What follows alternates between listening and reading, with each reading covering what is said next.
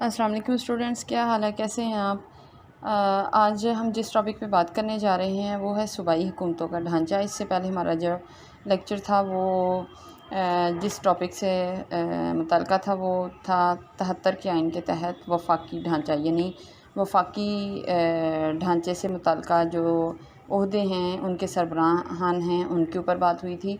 तो उसी से मिलता जुलता सूबाई हुकूमतों का ढांचा जो है वो उसके ऊपर आज हम बात करते हैं।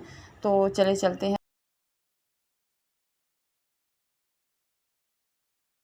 पहला जो तारफ़ी पैराग्राफ है उसमें ये बताया हुआ कि सूबाई हुकूमत की तंज़ीम, यानी सूबाई हुकूमत को चलाने वाला जो उनकी जमात है, वो उस तंज़ीम में जितने लोग हैं और उसका तरीक़ेकार जो है वो बिल्कुल उसी तरह से है जैसे आपने पीछे वफाकी हुकूमत से मिलता जुलता तरीक़ेकार देखा है, बिल्कुल उसी तरह से है। तो सूबाई सतह पर भी सूबाई सेक्रेटेरिएट होता है, मुंसलिका महकमे भी हैं, मातहत दफातर भी हैं और नीम खुद मुख्तार और खुद मुख्तार अदारे भी हैं। इनके काम करने का तरीक़ेकार तकरीबन वफाकी हुकूमत जैसा है। सूबाई हुकूमतों को तालीम, सेहत, ज़राअत, सनत और सूबाई टैक्स, ज़राअत, ज़राए आमदोरफ़्त और दीगर बहुत सारे कामों पर इख्तियारात हासिल होते हैं। यहाँ पे आपका रीडिंग का शॉर्ट क्वेश्चन बन सकता है कि सूबाई हुकूमतों के पास कौन कौन से शोबे होते हैं, कौन कौन से शोबों के इख्तियारात होते हैं। तो तालीम, सेहत, ज़राअत का शोबा, सनत, सूबाई टैक्स और ज़राए आमदोरफ़्त वग़ैरह जैसे जो शोबे हैं, महकमे हैं, वो इनके इख्तियारात में होते हैं। इसको आप अंडरलाइन कर लें। तो चलते हैं सूबाई हुकूमत की तंज़ीम की तरफ। तो पहले नंबर पे है, आपने पढ़ा था वफाकी हुकूमत के ढांचे में उनकी तंज़ीम में पहला बड़ा ओहदा सदर का। तो यहाँ पे पहला बड़ा ओहदा होगा सूबाई गवर्नर, यानी ओहदों में तरतीब के हिसाब से बड़ा ओहदा जो है वो सदर का है। इसी तरह तरतीब के हिसाब से सूबे की सतह पे बड़ा ओहदा सूबे के गवर्नर का है। तो चलें पहले इसकी डिटेल की तरफ जाते हैं। आपके पास बॉल पॉइंट होनी चाहिए। इसकी जो 2 से 2.5 लाइनें हैं, मतलब थर्ड लाइन में हम एंटर हो जाते हैं। इन तीनों लाइनों को आप अंडरलाइन करेंगे क्योंकि इनसे मुताल्लिक़ जैसे मैंने आपको बताया सदर का जो पैराग्राफ है, सदर की सिलेक्शन कैसे होती है, सदर का इंतखाब और उसके इख्तियारात उसके पास क्या क्या हैं। इसी तरह का ये पैराग्राफ है, गवर्नर सूबे का आइनी सरबराह होता है। इसको अंडरलाइन करें। कभी छोटा सा MCQs आपका रीडिंग का बन सकता है, एक्सरसाइज का, कि सूबे का आइनी सरबराह कौन होता है, गवर्नर, वज़ीर आला या फ़लाँ फ़लाँ। तो ये आपका MCQs बन सकता है। आगे है जिसको सदर नामज़द करता है, यानी यहाँ पे सवाल बन रहा है कि सूबाई गवर्नर को कौन नामज़द करता है, इसका इंतखाब कैसे किया जाता है। तो ये बताया हुआ है कि इसको सदर नामज़द करता है जब तक सदर चाहे गवर्नर अपने ओहदे पर बरकरार रह सकता है।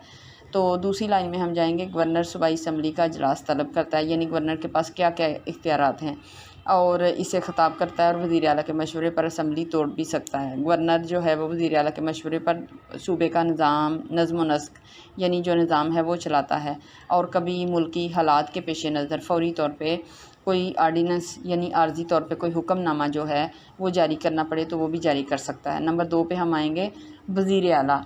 तो वहाँ पे दूसरा बड़ा इख्तियार था वज़ीर आज़म का। तो सूबे की तंज़ीम की सतह पे, यानी सूबे का निज़ाम जो संभालना है और सूबे की जो असम्बली है उसमें बड़ा ओहदा जो है इख्तियारात के मामले में वो वज़ीर आला का है। तो सूबे का इंतज़ामी सरबराह जो है वज़ीर आला होता है। इसको भी आप अंडरलाइन कर लें। आपका MCQ या शॉर्ट क्वेश्चन बन सकता है, जिसका इंतखाब मुताल्लिक़ा सूबाई असम्बली कसरत राय से, यानी इसकी फ़ेवर में जितनी अक्सरियत होगी तब इसकी सिलेक्शन फिर इस तरह से मुताल्लिक़ा सूबाई असम्बलियाँ करती हैं और मुताल्लिक़ा सूबाई असम्बली में अक्सरियत कायम रहने तक ये अपने, यानी जितनी अक्सरियत इसके साथ होगी तब तक ये अपने ओहदे पे बरकरार रह सकता है।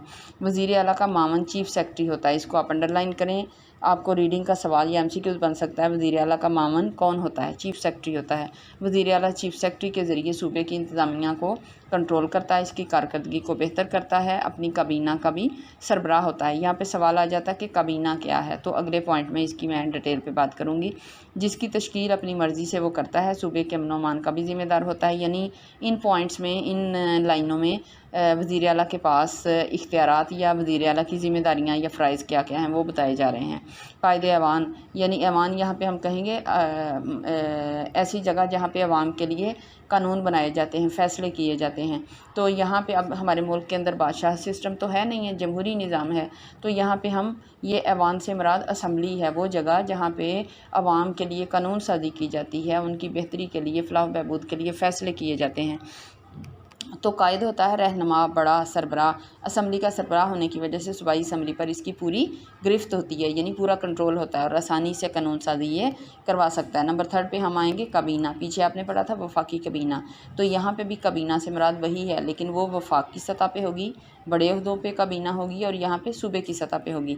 जिस तरह वफाकी सतह पे काबीना होती है, ऐसे ही चारों सूबों में हर सूबे की अपनी अपनी काबीना होती है, यानी जो हमारे MPs हैं जिनको हम अपने वोटिंग के ज़रिए उनका इंतखाब करके तो अपने सूबों की असम्बलियों में भेजते हैं। तो ये वहाँ जिन जिन महकमों की इनको वजारतें मिलती हैं, तो ये उन असम्बलियों की अपने वज़ीर आला की काबीना होंगी।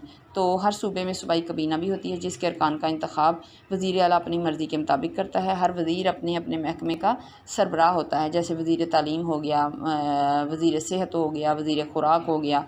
तो इस तरह हर शोबे की जो वजारत जिस बंदे को दी जाती है वो उसका सरबराह होता है, और वो अकेला उस काम को नहीं संभालता। इंतज़ामी मामलात को आगे बेहतर तरीके से चलाने के लिए उनके आगे एक एक सेक्रेटरी होते हैं जो इंतज़ामी सरबराह कहलाते हैं।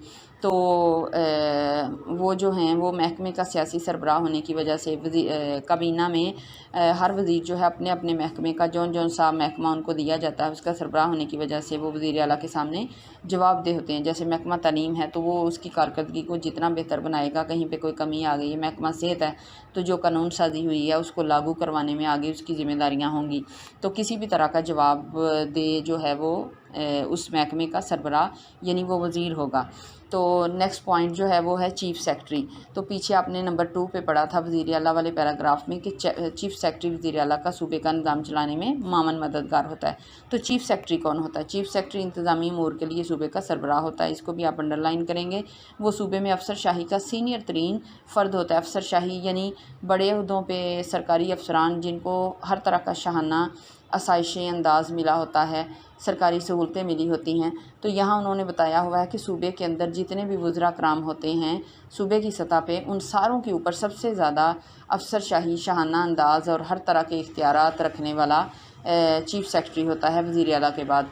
तो वो सूबाई काबीना का सेक्रेटरी होता है और इसके फ़ैसलों पर अमल दरामद होता है, अमल दरामद का ज़िम्मेदार होता है। चीफ़ सेक्रेटरी तमाम सेक्रेटरियों की कमेटी का भी चेयरमैन होता है। इस लाइन का मतलब ये है कि पीछे हमने वफाकी हुकूमत में पढ़ा कि वफाकी सतह पे हर शुबा जिस वज़ीर के पास होता है उन वज़ीरों का एक एक इंतज़ामी सरबराह होता है जो होता है सेक्रेटरी, यानी उन कामों को आगे बेहतर तरीके से चलाने के लिए एक एक उनका सेक्रेटरी होता है। लेकिन यहाँ पे सेक्रेटरी का 22वां ग्रेड नहीं होगा। काबीना के फ़ौरन बाद हम सेक्रेटरी का पॉइंट यहाँ पे नहीं पढ़ रहे। जैसे कि बुक आपके सामने खुली हो तो आपको पता होगा। हाँ, अब मैं गई हुई हूँ सफ़ा नंबर 29 पे।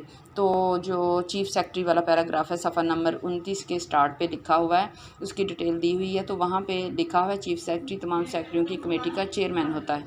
ठीक है, जैसे मतलब हर महकमे का जो वज़ीर है उसका एक एक इंतज़ामी सरबराह के तौर पे सेक्रेटरी होता है। उन तमाम सेक्रेटरियों के ऊपर एक सेक्रेटरी होता है जो चीफ़ सेक्रेटरी होगा, यानी सबसे बड़ा सेक्रेटरी।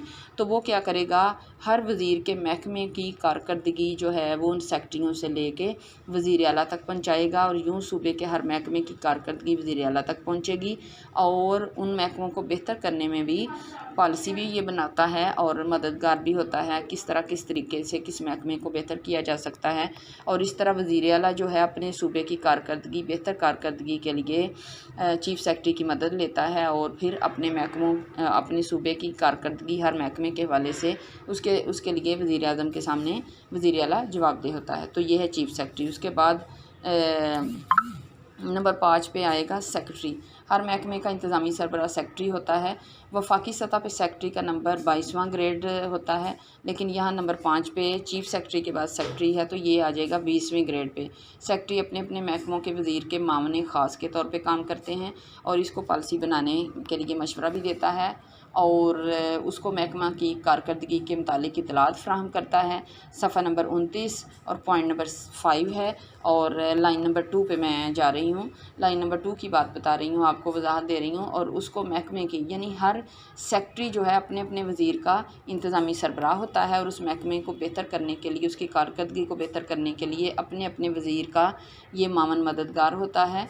और हुकूमत की पॉलिसियों और प्रोग्रामों को अपने महकमे के मुताबिक जो कानून साजी हुई होती है, जैसे महकमा तालीम है, महकमा सेहत है, उसमें कोई नई पॉलिसी अनाउंस हुई है हुकूमत की तरफ से, तो अपने अपने उन महकमों की उस पॉलिसी को, उस कानून को नाफिज करने में, लागू करने में अपने वज़ीरों की मदद के तौर पे ये मामन साबित होते हैं, मामन मददगार होते हैं। तो नंबर 6 पे हम जाएंगे। 20वें ग्रेड के बाद नंबर 6 पे एडिशनल सेक्रेटरी आ जाएगा, जिसका ग्रेड 19 होगा और ये भी ऊपर से अहकामात लेता है हकाम बाला से। यहाँ पे हकाम बाला से मुराद है यानी आपके जो सीनियर्स हैं, हकाम बाला, बाला होता है ऊपर, ऊंचाई, यानी आपसे ऊपर जो है हकाम बाला, हकाम आपसे ऊपर, आपको ऊपर से जो हुक्मनामे मिलते हैं, आपके सीनियर्स जो हैं, तो यहाँ पे एडिशनल सेक्रेटरी से उसका सीनियर है सेक्रेटरी, सेक्रेटरी से भी उसका सीनियर है चीफ़ सेक्रेटरी, और चीफ़ सेक्रेटरी के ऊपर काबीना का बड़ा होता है। तो यहाँ पे है कि एडिशनल सेक्रेटरी क्या करता है, अपने हकाम बाला से अहकाम वसूल करता है और उनको नीचे भेजता है। इस तरह नीचे से रिपोर्टें वसूल करके सेक्रेटरी को पेश करता है। तो ये अपने शोबे के मुलाजमीन की निगरानी करता है और हर काम को सर अंजाम देता है जिसका सेक्रेटरी हुक्म देता है, और आमतौर पे फैसला साजी के अमल में शामिल नहीं होता। नंबर 7 पे डिप्टी सेक्रेटरी होगा। इसी तरह जैसे 1 बाय 1 ऊपर से नीचे हम आ रहे हैं, तो ऐसे ही एडिशनल सेक्रेटरी का 19वां ग्रेड होगा, डिप्टी सेक्रेटरी का 18वां या 19वां होगा, और इसका ताल्लुक भी वफाकी हुकूमत या सूबाई हुकूमत के मुलाजमीन से होता है। और ये इसका काम भी क्या होता है, ऊपर से अहकामात लेता है अपने सीनियर से और अपने जूनियर से, अपने मातहत तक वो अहकामात पहुँचाता है और उन पर अमल करवाता है। लास्ट पे पॉइंट नंबर 8 है section officer. Section officer grade 17 या 18 का वफाकी या सूबाई हुकूमतों का मुलाजम होता है। यानी पीछे आपने वफाकी हुकूमत का लॉन्ग क्वेश्चन पढ़ा, तो वहाँ पे भी लास्ट पॉइंट है सेक्शन ऑफिसर। तो सेक्शन ऑफिसर जो है ये ग्रेड 17-18 का वफाकी और सूबाई हुकूमतों का मुलाजम होता है, अपने सेक्शन का सरबराह होता है।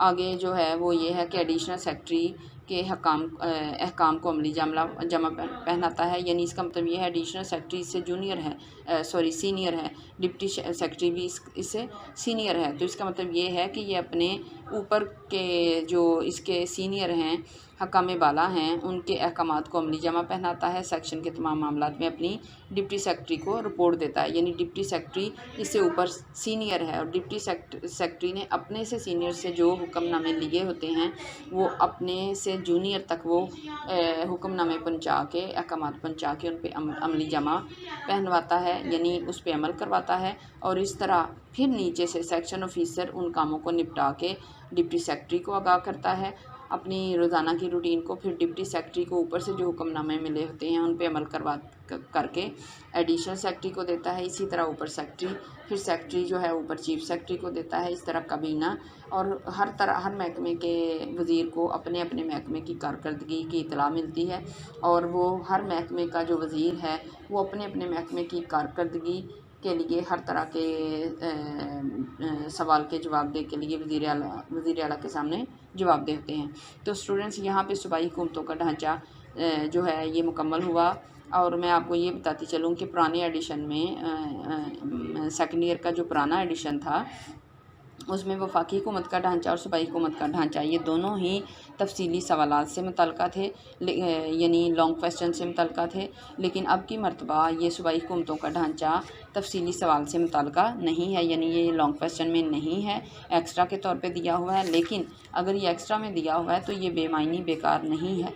कभी भी ऐसा टॉपिक जो लॉन्ग क्वेश्चन से मुतल्लिक़ नहीं है उससे मुतल्लिक़ उसमें से MCQs शॉर्ट क्वेश्चन रीडिंग के बेशुमार कुछ ना कुछ बन रहे होते हैं। और ये जितनी चीज़ें मैंने आपको यहाँ पे अंडरलाइन करवाई हैं यकीनन इस सूबाई हुकूमतों के ढांचे वाले सवाल से एक्सरसाइज की तो नहीं, लेकिन रीडिंग की MCQs और शॉर्ट क्वेश्चन ज़रूर बनेंगे जो मैंने आपको अंडरलाइन करने को कहे थे, तो इनको ध्यान से करिएगा। और एक बात मैं आपको और बताती चलूँ कि पीछे सवाल आपने किया वफाकी हुकूमत का ढांचा, तो उसमें लास्ट पॉइंट है सेक्शन ऑफिसर। तो सूबाई हुकूमत में भी है। लास्ट क्वेश्चन सेक्शन ऑफिसर, तो आपका ये मैं आपको बताती चलूँ कि वफाकी काबीना में अलिफ बे जुज़ में एक शॉर्ट क्वेश्चन है, वफाकी वज़ीर और वज़ीर ममलिकत में क्या फ़र्क है। यानी ये आपको कभी ये पुराने एडिशन में लॉन्ग क्वेश्चन एक्सरसाइज से मुतल्लिक़ था और बहुत इंपॉर्टेंट था बोर्ड के हवाले से, लेकिन अब की मरतबा ये एक्सरसाइज से मुतल्लिक़ नहीं है, ये रीडिंग से मुतल्लिक़ ज़रूर है। और ये मैं आपको बताती चलूँ कि बोर्ड से मुतल्लिक़ ये बहुत हर साल ही बड़ा इंपॉर्टेंट क्वेश्चन रहा है। तो आपने इस क्वेश्चन को वफाकी वज़ीर और वज़ीर ममलिकत में क्या फ़र्क है, आप वफाकी ढांचे में से देखेंगे तो इस अलिफ बेजुज़ से मुतल्लिक़ शॉर्ट क्वेश्चन को आपने रीडिंग के शॉर्ट क्वेश्चन के लिए तैयार करना है। और इसका लास्ट पॉइंट है सेक्शन ऑफिसर, जो कि सूबाई हुकूमत के ढांचे में भी सेक्शन ऑफिसर है। तो आपने सेक्शन ऑफिसर वाला सवाल भी रीडिंग के तौर पे तैयार करना है, जो कि वफाकी हुकूमत के ढांचे पॉइंट नंबर 8 में है। सेक्शन ऑफिसर जो है ये अपने सेक्शन के रोज़ाना के कामों को निपटाता है, अहकाम वाला के अहकामात को अमली जमा पहनाता है और अपने सेक्शन के दीगर मुलाज़मीन की निगरानी करता है। ये 3 फ़राइज़ हैं उसके। तो इन दोनों सवालात को स्टूडेंट्स आपने रीडिंग के सवालात के तौर पे बड़ी ज़िम्मेदारी से, बड़े ध्यान से करना है। तो यहाँ पे हमारा वफाकी हुकूमत का ढांचा और सूबाई हुकूमत का ढांचा मुकम्मल हुआ। उम्मीद है आपको समझ आ गई होगी किस चीज़ की। अगर आपको समझ ना आए तो कमेंट में आप पूछ सकते हैं। और दुआओं में याद रखिएगा। अल्लाह ताला सेहत व तंदुरुस्ती और खैर आफ़ियत नसीब फ़रमाए। और अपनी बेशुमार दुआओं में सेहत व तंदुरुस्ती की आसानियों की मेरे लिए दुआ करिएगा, ताकि मैं आपको मज़ीद अच्छी से अच्छी टॉपिक्स के ऊपर बेहतर से बेहतर और अच्छी डिटेल जो है वो देती जाऊं। तो जब तक नेक्स्ट टॉपिक में दोबारा बात होगी, मुलाकात होगी, तब तक के लिए अल्लाह हाफ़िज़। दुआ में याद रखिएगा।